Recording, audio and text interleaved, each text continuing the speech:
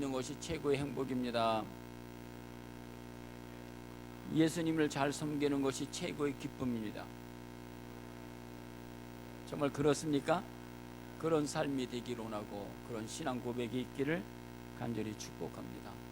오늘 본문의 말씀, 복음의 축복, 복된 축복이 무엇인가? 본문의 말씀을 통해서 지금 묵상하도록 하겠습니다. 오늘 6절과 7절에 보면 이렇게 말씀하고 있습니다. 이는 이방인들이 복음으로 말미암아 그리스도 예수 안에서 함께 상속자가 되고 함께 지체가 되고 함께 약속에 참여하는 자가 됨이라. 그러니까 이방인들, 우리가 이방인들이죠. 이방인들이 복음으로 말미암아 받은 축복이 무엇인가라고 하는 사실을 6절에 확실하게 기록하고 있고, 그래서 이렇게 축복을 받은 사람들은 어떻게 살아가야 되느냐? 7절에 이 복음을 위하여 살아가야 된다. 이 복음을 위해서 살아가는 게 무엇인가라는 것들을 우리가 오늘 묵상해 보려고 합니다. 복음이 무엇일까요? 우리가 잘 알죠. 복음 매일 제가 오늘도 복음 증거하고 그런데 복음이 무엇이냐?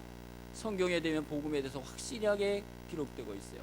로마서 1장 2절, 3절, 4절 한번 우리 같이 읽도록 하겠습니다. 같이 읽겠습니다. 복음은 하나님이 선지자들을 통하여 그의 아들에 관하여 성경에 미리 약속하신 것이라. 그의 아들에 관하여 말하면 육신으로는 다윗의 혈통에서 나셨고 성결의 영으로는 죽은 자들 가운데서 부활하사 능력으로 하나님의 아들로 선포되었으니 곧 우리 주 예수 그리스도시니라. 복음이 무엇이에요? 복음이 누구죠? 복음이 예수다는 거예요. 믿습니까? 복음이 누구냐? 복음이 예수 그리스도다. 믿습니까?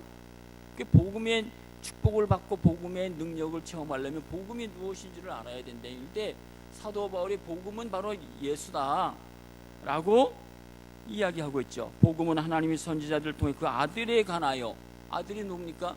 예수에 관하여서 말씀했다.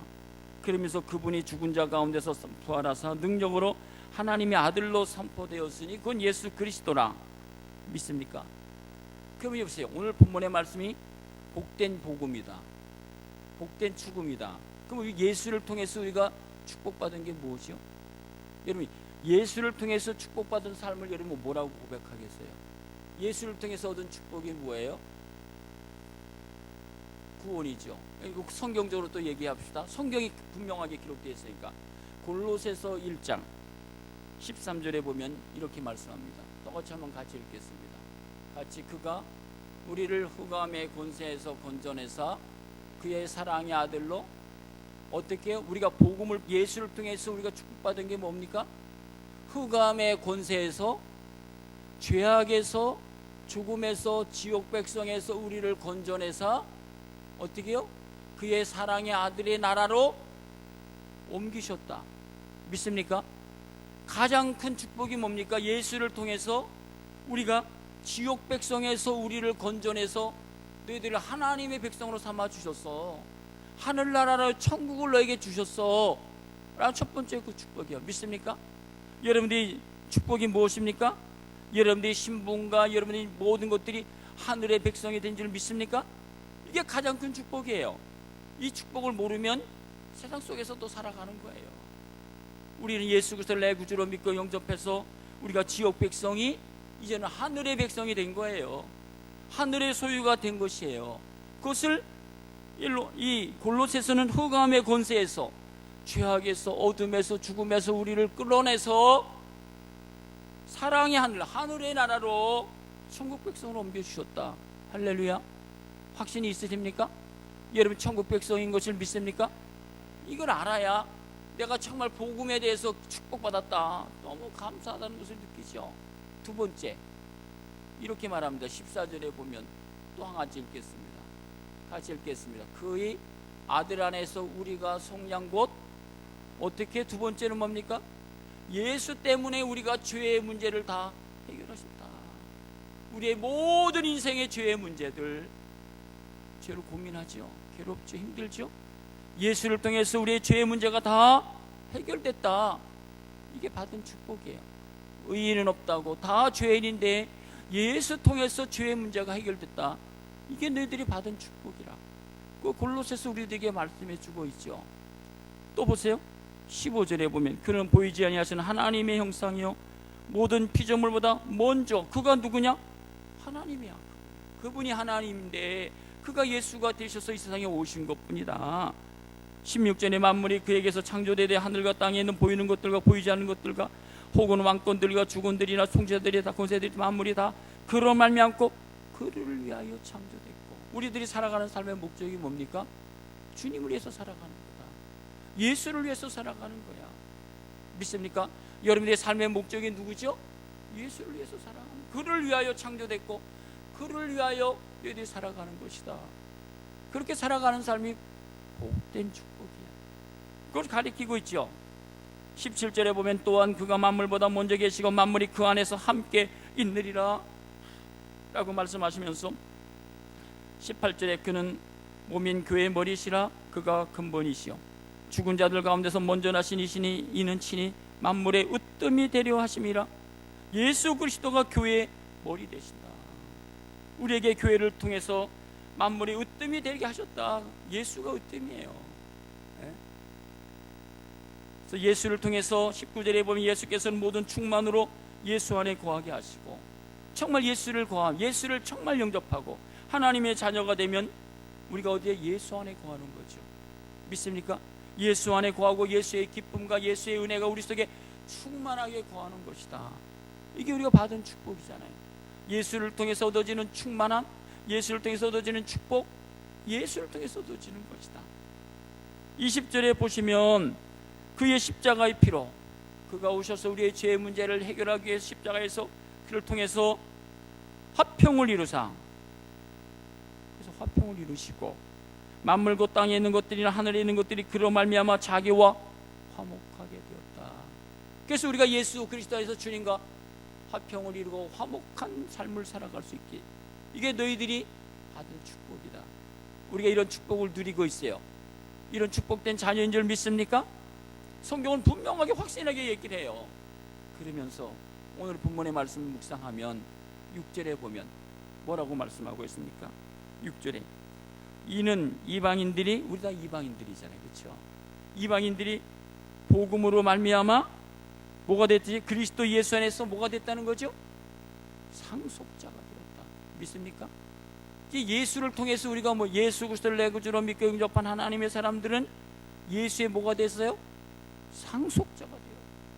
믿습니까? 누구의 상속자? 예수의 상속자가 되었어요. 확신하십니까? 우리 가문이 어떻다?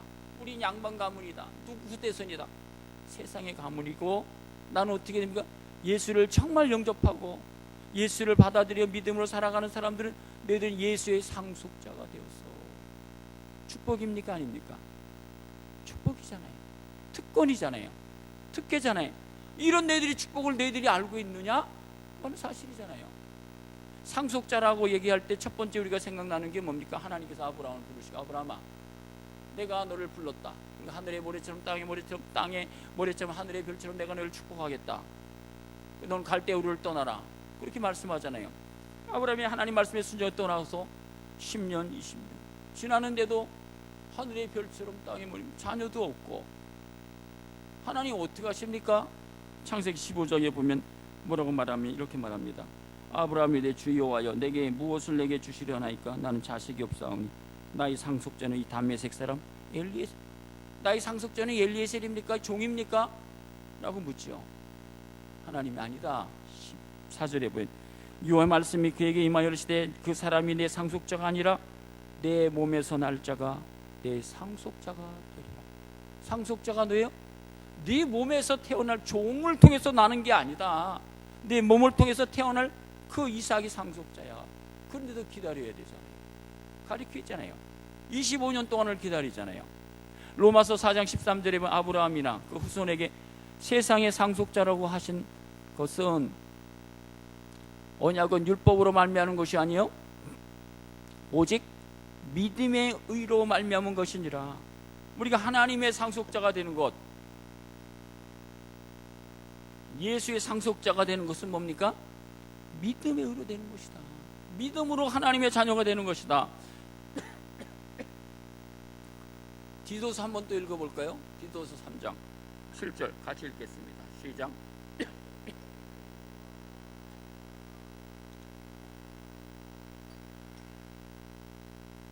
그래서 우리를 의롭다, 은혜로 의롭다 힘입어 영생의 소망을 따라 너희들이 상속자가 되었어.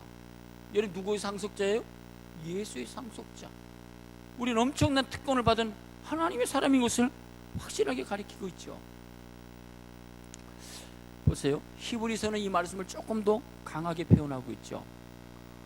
1장 2절에 이 모든 날 마지막 날에 아들을 통하여 우리에게 말씀하셨으니 이 아들을 만유의 상속자로 삼으시고, 예수의 상속자로, 예수가 상속자, 우리를 통해서 우리가 예수의 상속자가 되고 그로 말미암아 모든 세계를 지으셨느니라고 말씀해 주고 있어요. 이것이 우리가 받은 첫 번째 축복이에요.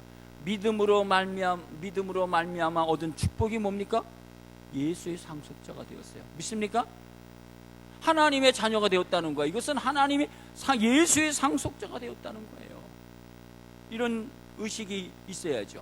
두 번째는 어떤 축복입니까? 복음으로 말미암아 그리스도 예수 안에서 함께 상속자가 되고, 두 번째 뭡니까? 함께 지체가 되었다는 거예요. 예수의 지체가 되었다. 사도 바울은 이 지체에 대해서 로마서, 에베소에 보면 이렇게 말씀하고 있죠. 로마서 12장 5절 많은 사람이 그리스도 안에서 한 몸이 되어 서로 지체가, 예수 그리스도를 믿는 사람들은 다 지체야, 지체. 그래서 에베소서 5장에는 우리는 그의 몸의 지체라. 지체라는 뜻이 뭡니까? 이런 뜻이잖아요.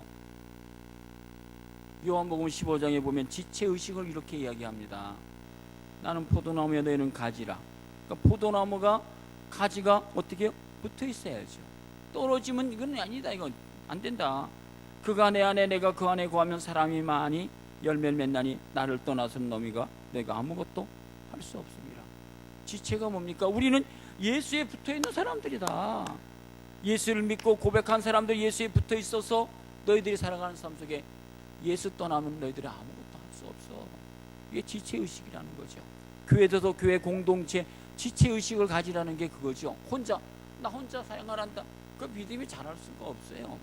우리는 하나님께서 지체의식으로 삼아주셨기 때문에 서로 돕고 함께 울고 함께 웃고 함께 생활하는 그리스도의 공동체 안에서 살아가는 거죠.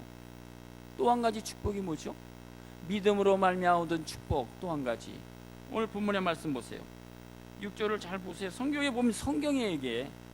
이는 이방인들이 복음으로 말미암아 그리스도 예수 안에서 뭐가 됐어요? 함께 상속자가, 함께 다 상속자.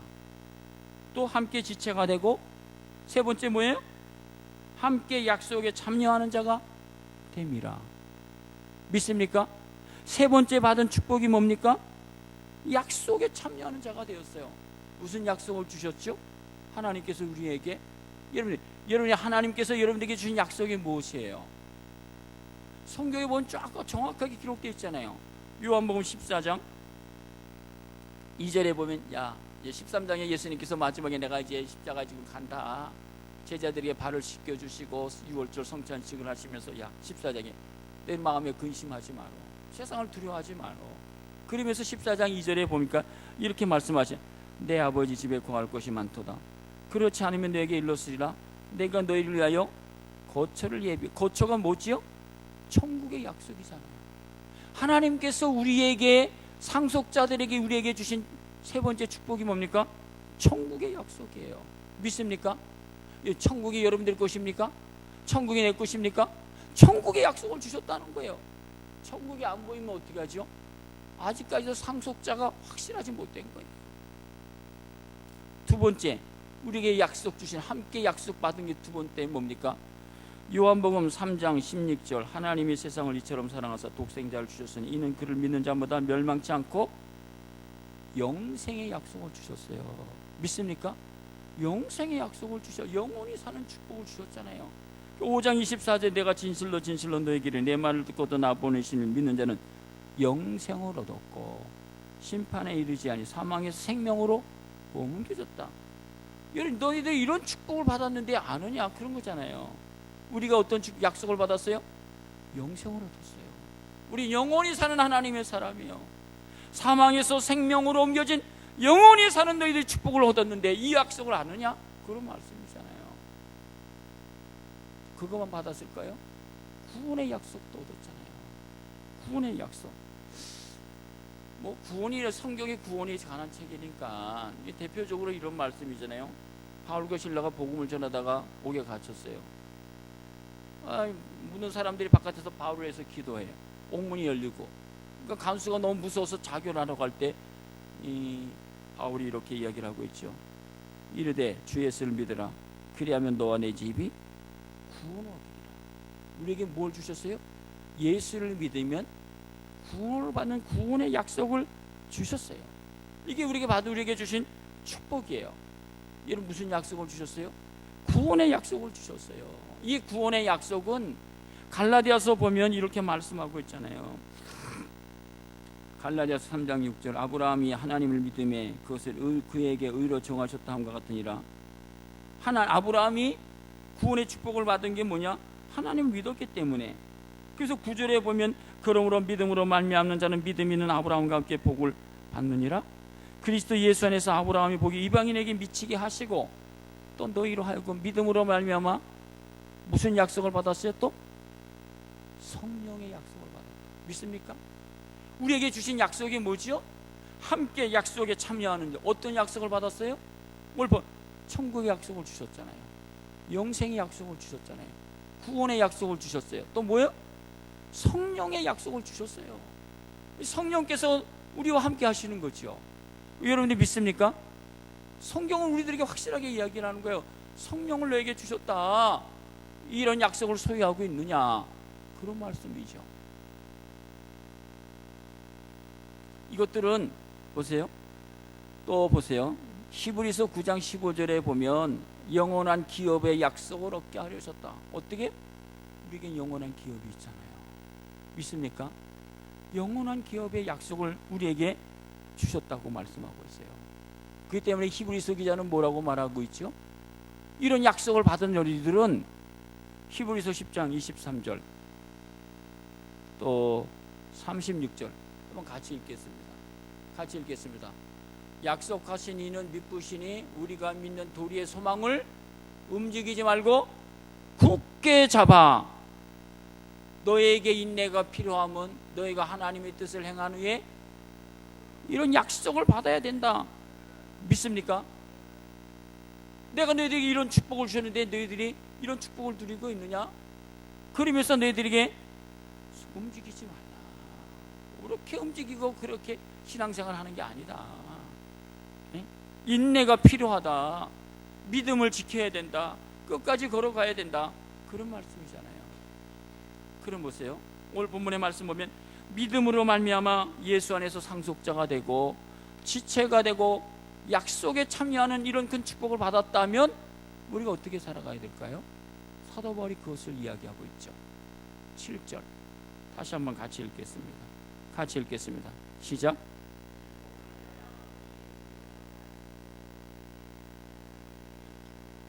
그럼 어떻게 살아가야 된다는 거죠?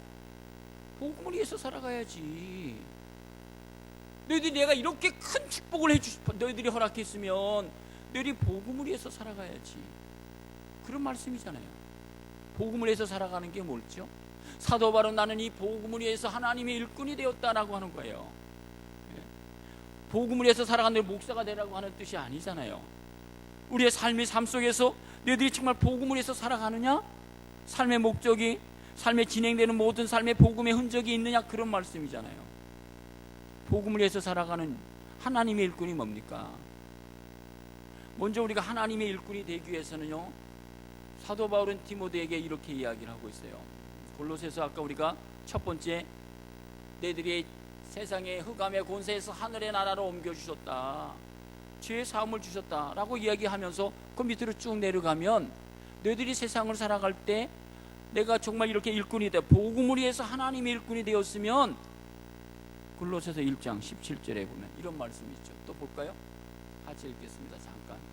골로새서 1장 17절 7절 골로새 1장 에바브로에게 너희가 배웠나니 그는 너희를 위하여 무슨 일꾼이요?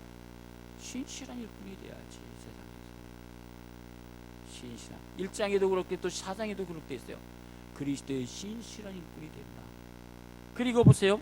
23절에 이 복음은 천하 만민에게 전파된 바요 나 바울은 무슨 일꾼이 되었다고요? 복음의 일꾼이 되었다. 복음의 일꾼이 되었다. 우리가 살아가면서 세상에서 먼저는 신실된 일꾼이 되고 복음의 일꾼이 되고 또 무슨 일꾼이 되어야 될까요?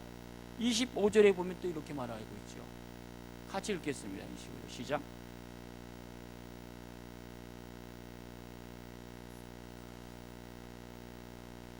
무슨 일꾼입니까?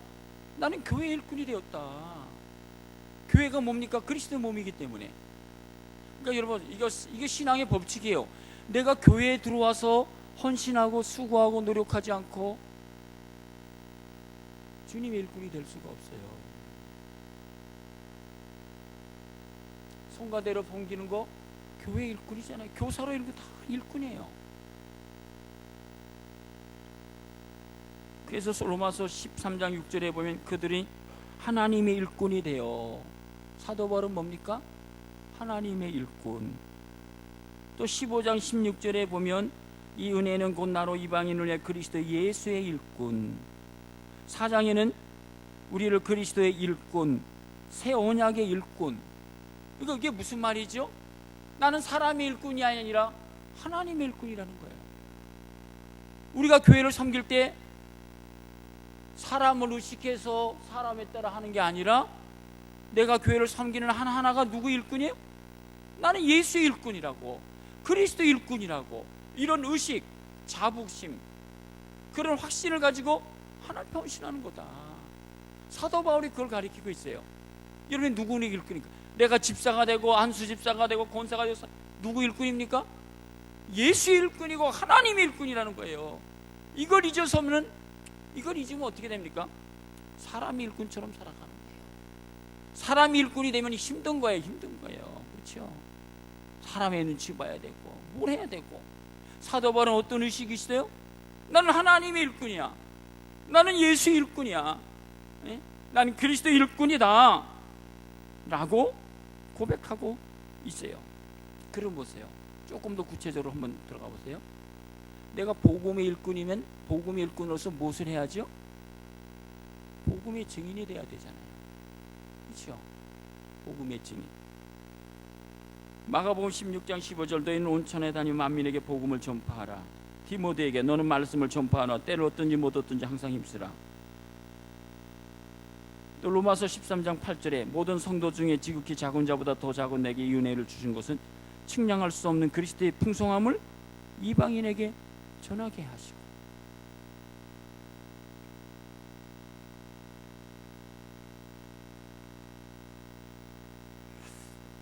사도 바울은 디모데에게도 이렇게 데살로니가 전서 3장 2절에 보면 우리 형제 곧 그리스도의 복음을 전하는 하나님의 일꾼을 보낸다. 그리스도의 복음을 전하는 하나님의 일꾼. 우리가 나가서 전도해요. 누구 일꾼이지? 하나님의 일꾼으로 내가 복음을 전하는 거예요. 그렇잖아요. 사도 바울이 에베소서 우리가 6장에 나갈 거지만 나를 위하여 구할 것은 내게 말씀을 주사 나로 입을 열어 복음의 비밀을 다 함께 알리게 해달라고. 그가 목회를 다 감당하고 사도행전 20장에 보면 나의 달려갈 길과 주 예수께 받은 사명 하나님의 은혜의 복음을 증거하는 일에는 나의 생명조차 조금도 귀한 것으로 여기지 않았다고 사도 바울이 고백해요. 왜? 나는 복음의 일꾼으로 살았다는 거예요. 복음의 일꾼은 복음을 증거하는 것이고, 또 이사야서는 이렇게 말하잖아요. 너희들이 복음의 일꾼으로서 복음의 빛을 발하라는 거예요. 복음의 빛을. 이사야 60장 1절 일어나라 빛을 발하라. 이는 내 빛이 이르렀고 여호와 영광이 내 위에 임하느니라. 복음의 일꾼이 어떻게 해요? 복음의 빛을 비추라. 복음의 빛을 비추어. 어떻게 비춰야죠? 마태복음 5장에 보면 이렇게 말씀하잖아요. 이같이 너희 빛이 사람 앞에 비치게 하여 그들로 너희 착한 행실을 보고 하늘에 계신 너희 아버지께 영광을 돌리게 하라. 일어나 빛을 발하라. 뭘로요? 너희들이 행실에 지금 빛을 비춰라. 너희 착한 행실을 보고. 우리의 착한 행실이 뭐예요? 우리가 착하게 살아가는 게 뭐죠? 간단해요. 어려워서 겸손한 것이고 나누고 베푸는 거예요. 그게 착한 행실이잖아요. 세상 사람들은 우리 무엇을 보죠? 교회 가는 걸 볼까요? 우리의 믿음을 볼까요? 뭐 그런 거 상관없어요. 너희들이 겸손하게, 그리고 너희들이 나눠주고 베풀고 살아가는 그것이 착한 행실이에요.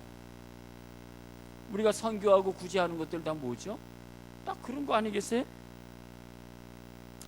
그래서 정말 복음의 빛을 발했던 사람이 누군가 생각해 보니까요, 한국에는 장기려 박사, 여러분이 젊은 사람들은 장기려 박사 모르죠. 근데 저희는 알아요.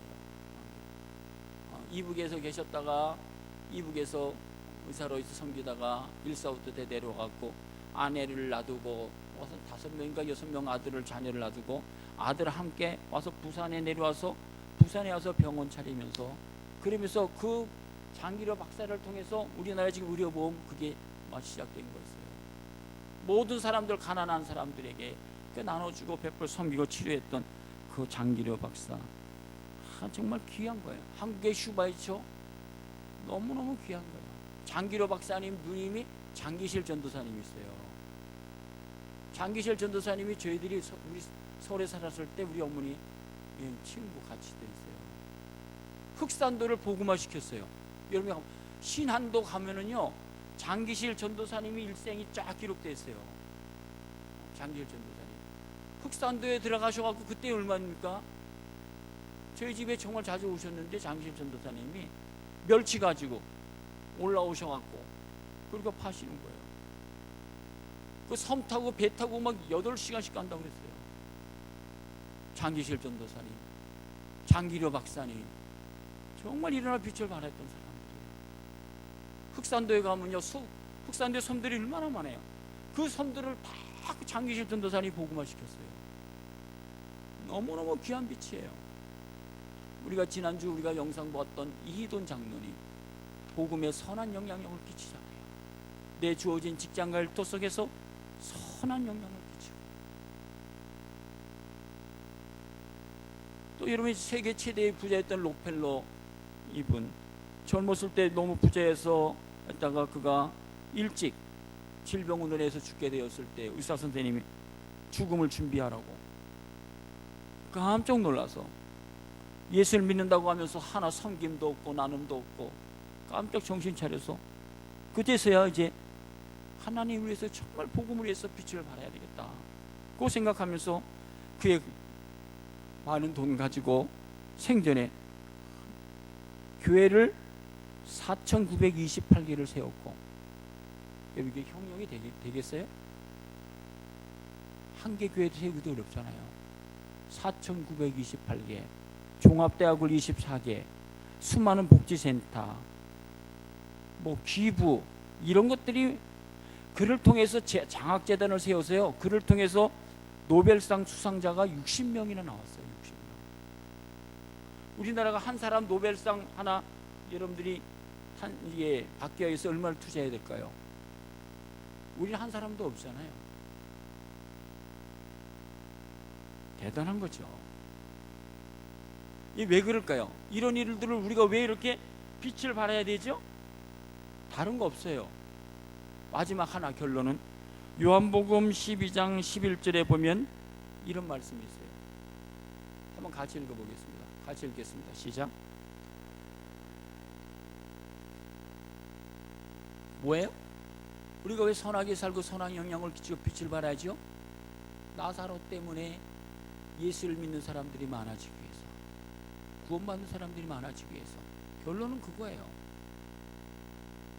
또 오늘 본문의 말씀, 복음을 위해서 살아간다고 하는 것들은 우리 삶 속에서 이렇게 또 살아가는 거예요. 사도 바울이 빌립보서 1장 27절에 보면 오직 너희는 그리스도의 복음에 합당하게 생활하라. 이는 내가 너에게 가보나 떠나 있으나 너희가 한 마음으로 서서 한 뜻으로 복음의 신앙을 위하여 협력하는 거예요. 어떻게 해요? 복음에 합당하게 생활하라. 복음을 위해서 협력하면서 살아가라. 복음에 대해서 협력할 줄 모르면 어떨까요? 빛을 발할까요? 안 되는 거예요. 복음에 합당하게 생활하라. 복음의 신앙을 위해서 협력해야 된다. 교회가 우리 복음하고 전도하고 선교하는 일이 있으면 어떻게 해야 돼? 너희들이 협력을 해. 도와줘야지. 같은 마음 품고 섬기는 거야. 사도 바울이 그걸 가리켜야죠. 복음에 너희 협력하면서 알맞게 살아. 그런 말씀이잖아요. 그래서 보세요. 사도 바울이 여러분들이 좋은 일이 왜 없어요? 바쁜 일이 없어요. 해야 될 일이 너무나 많아요. 그러니까 복음에 대해서 협력하기 위해서는 어떻게 해야죠? 날구를 내려놔야죠. 그래서 고린도전서 9장 12절에 보면 우리가 이 권리를 쓰지 아니하고 범사에 참는 것은 그리스도의 복음에 장애가 없도록. 사도 바울은 이렇게 얘기하고 있잖아요. 빌립보서 3장 7절에 무엇인지 내가 유익하던 것을 그리스도를 위하여 다 해로 여겨. 다 내려놓았다는 거죠. 복음을 증거하기 위해서, 복음에 협력하기 위해서 내가 가지고 있는 기득권들, 시간도 재능도 그것도 있으면 다 내려놓았다. 그래야 협력할 수 있고 그런 거잖아요. 복음을 위해서 살아가는 게 뭡니까? 복음을 위해서 수고해야 된다는 거예요. 수고해야 된다. 사도 바울이 로마서 16장, 로마서를 다 기록했어요. 다 기록하고 마지막에 1절부터 마지막 자리 쓰는 겁니까? 복음을 위해서 나와 함께 수고했던 사람들을 쫙 기록하고 있죠. 빌립보서 2장 22절에 보면 디모데의 연단을 너희가 하나니 자식이 아버지에게 함같이 나와 함께 복음을 위하여 수고했다. 여기 한번 보세요. 로마서 16장 마지막 장 한번 찾아보세요. 같이 한번 찾아보세요. 로마서 16장을 찾아보세요. 여기 없으니까 찾아보세요.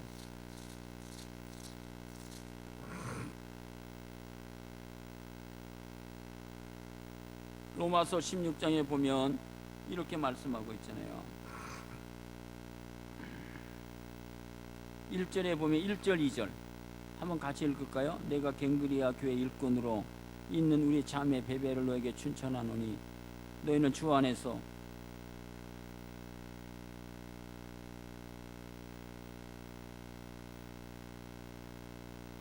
우리 자매 베베를 춘천하면서 밑으로 쭉 내려가면 이렇게 막 6절에도 너희를 위하여 많이 수고한 누구, 밑으로 쭉 내려가서도 또 12절에 주 안에서 수고한 누구, 주 안에서 수고한 누구. 이 수고가 뭡니까? 복음을 위해서 수고한 이들을 쫙 기록하고 있어요. 복음을 위해서 수고한 누구. 여러분, 복음을 위해서 수고한다는 게 쉽지 않잖아요. 나가서 전도하려면 멸치도 받고 수치도 받고 시간도 내고 자존심도 상하잖아요. 다 내려놓는 거죠. 또 한 걸음 조금 더 나가면 복음을 위해서 수고할 뿐만 아니라 복음에 대해서 복음을 전하면서 고난에 동참해야 된다. 사도 바울이 복음을 전하면서 얼마나 고난을 당했어요. 그것을 왜 불평하지 않아? 당연한 거지. 사도 바울이 복음 때문에 얼마나 고난을 당했어요.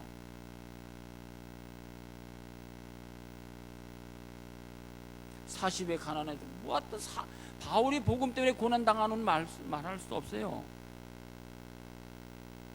오히려 사도 바울은 빌립보서 1장 12절에 보면 형제들아 내가 당한 일이 도리어 복음 전파에 진전이 되었다. 오히려 내가 복음에 대해서 고난을 당했지만 그 당하는 고난을 통해서 복음에 진전이 있었다. 복음의 문이 열렸다. 사도 바울이 그렇게 고백하고 있잖아요. 이게 다 쉬운 게 아니에요. 그렇죠? 사도 바울이 복음을 해서 살아가는 것들을 구체적으로 가르쳐주고 있어요.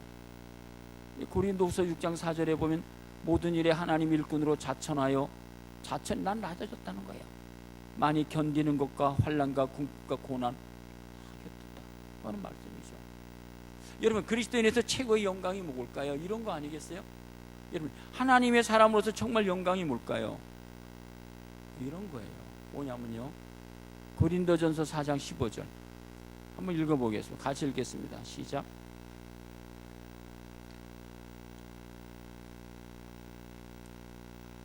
뭐예요? 그리스도 예수 안에서 내가 복음으로써 잃어버린 영혼들을 낳는 거예요. 복음으로 낳으려면 어떻게 될까요? 그냥 쉬울까요? 사도 바울은 복음으로 한 생명을 낳기 위해서 어떻게 했을까요? 갈라디아서 4장 19절에 보면 해산하는 수고를 하는 거잖아요. 한 영혼을, 우리가 2018년에 한 영혼을 가지고 내가 복음으로 나가겠다고 하면 남편을 한번 전도하기 봐요. 얼마나 어려운지. 우리의 누구 가족의 누구 한 사람을 복음으로 날라봐요. 정말 해산하는 수고를 하는 거예요. 그렇죠? 사도 바울은 해산하는 수고를 했다고. 복음으로 낳는 거예요. 복음의 영광 아니겠어요? 최고의 영광 아니겠어요? 복음으로 낳기 위해서 그것만 했을까요? 정말 사도 바울이 쓴 서신들을 보면요, 야, 이건 정말 대단하구나, 너무 귀하구나, 그 이야기하고 있죠. 복음으로 낳기 위해서는 그냥 낳는 게 아니죠. 해산하는 수고를 할 뿐만 아니라, 또 보세요, 고린도후서 15장 15절에 보면 뭐라고 말씀하냐면 이런 말: 내가 너희 영혼을 위하여 크게 기뻐함으로 재물을 사용하여 또 내 자신까지도 내어주리니 너희를 더욱 사랑할수록 나는 더 어떻게 해요? 해산하는 수고를 할 뿐만 아니라 내가 가지고 있는 재물도 기쁘게 사용했다는 거예요. 복음을 증거하려면 인색하면 복음이 증거될까요? 그것이 아까우면 복음이 증거될까요? 선교사들이 들어와서 우리나라 120년 전에 들어와서 자기 돈 인색하면 달까요? 학교를 세우고 의료비를 갖다 다 투자한 거. 사도 바울이 그렇게 얘기를 하는 거예요. 해산하는 수고를 할 뿐만 아니라 내가 어떻게 해요? 너희 영혼을 위하여 재물을 사용함으로 정말 오히려 기쁘다, 그런 말씀이잖아요. 그러니까 인색해서는 복음 전하지 않는다는 거예요. 우리 선교사도 오늘 우리가 오후에 김보선 선교사 와서 간증 들을 텐데요, 정말 귀한 거죠. 여러분, 무엇을 듣기를 원하세요? 교회에서 어떤 칭찬을 듣기를 원하세요? 사도 바울은 이렇게 칭찬하고 있어요. 저는 여러분들이 한 영혼들이 복음으로 한 영혼들을 낳기를 간절히 축복합니다. 이게 여러분들이 영광이에요. 이게 여러분들이 면류관이에요. 그리고 고린도후서 8장 18절 같이 읽겠습니다. 한번 읽어보세요. 같이 읽겠습니다. 시작.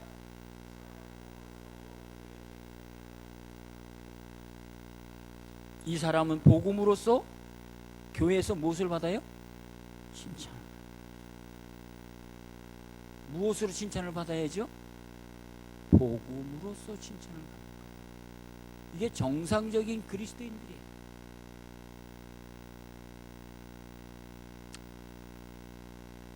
사도 바울이 고백하고 있어요. 복음을 위해서 살아가는 게 뭘까요? 마지막에는 결론은 복음으로 한 영혼들을 낳아야 되고, 그렇죠? 복음으로 칭찬을 받는 거예요. 사도 바울이 그런 기쁨을 나누고 너희들이 그렇게 해야 된다. 그런데 그러면서 보세요, 오늘 본문의 말씀 결론을 들어갈게요. 사도 바울이 이 복음을 증거하기 위해서 무엇을 했죠? 가는 곳곳마다 로마 교회를 세우고, 갈라디아 교회를 세우고, 에베소 교회를 세우고, 고린도 교회를 세우고, 데살로니가 교회를 세워요. 근데 교회에서 복음을 전하기가 쉬울까요? 우리도 나가서 복음 전하기가 어려워요. 힘들잖아요. 아파트 들어가기도, 길 나가기도 어렵고 힘들잖아요. 오늘 본문의 말씀을 잘 보세요. 이렇게 이야기하고 있잖아요. 에베소서 있는 말씀 잘 보시면 몇 절이죠? 10절에 보면 이는 이제 무엇을 통해서? 교회를 통해서, 교회로 말미암아, 교회를 통해서 너희들이 복음을 증거해야 된다. 그런데 교회를 통해서 복음을 증거할 때 너희들이 가져야 할 태도가 뭐냐? 12절 13절 우리가 그 안에서 그를 믿음으로 말미암아 어떻게 해요? 담대함과 확신을 가져라. 두려워하지 말고 놀라지 말라. 교회를 통해서 복음이 확장되올 때 담대함을 가져라, 확신을 가져라, 그런 말씀이잖아요. 그리고 13절 그러므로 너희에게 구하노니 너희를 위한 나의 여러 환난에 대하여 낙심하지 마라. 내가 복음을 전할 때 많은 어려움을 당했지만 그리고 낙심하지 마라. 오히려 그것이 나의 영광이야. 너희의 영광이고 너희의 면류관이고 너희의 기쁨이야. 그것을 오늘 본문 속에서 가리키고 주고 있어요. 복음 때문에 교회를 통해서 일이 나갈 때 어려움이 있다고 그것 때문에 주저하지 말라고, 낙심하지 말라고, 좌절하지 말라고. 오히려 그것이 어떻게? 영광이다. 그것이 빛난 면류관이고 빛난 영광이다. 그 사도 바울이 그것이 인생의 훈장이라고, 너희에게 빛난 면류관이다 라고 가리키고 있잖아요. 왜 그럴까요? 다니엘서 12장 3절에 보면 지혜 있는 자는 궁창의 빛과 같이 빛날 것이요 많은 사람들을 옳은 대로 돌아오게 하는 자는 별과 같이 영원토록 빛나기 때문입니다. 사랑하는 성도 여러분, 오늘 본문의 말씀 사도 바울이 복된 복음이 무엇인가 오늘 우리들에게 말씀해 주고 있는 그런 말씀을 기억하면서 이 한 해 정말 여러분들이 복된 삶, 복된 축복을 누리는 귀한 삶이 되기를 간절히 축복합니다. 경배